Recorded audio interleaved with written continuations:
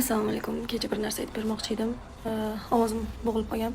Tomog'im og'rimayapti, lekin ovozim bo'g'ilgan. Dilshod aka o'ldilar-ku, Xudo rahmatli. O'sha kishini o'lganlari каким-то образом tegib o'tdi-da. Qanaqa? Yosh tanlamas ekan. Hammamiz ketadigan joyimiz shu ekan. Nima uchun kurashib, nima uchun yugurib, nima uchun yuribmiz o'zi degan savollar. Men bittaman Navoiydaman mana. To'g'ri dars berishga keldim, nimadir o'rgatishga keldim. Yashashdan maqsad nima deb o'ylab, mana o'zim ichimda o'ylab ketdim mashinada. Bir payt biz o'tirgan mashina oldinda o'tirdim. Tak etib borib urdi-ku. Xayollarim bor-ku, shu ketdi-da. O'lim haqida o'ylamasan hali dedimi? Tak etib urildi. Keyin astag'firullah dedim. Ushlab qoldim-da, anaqani.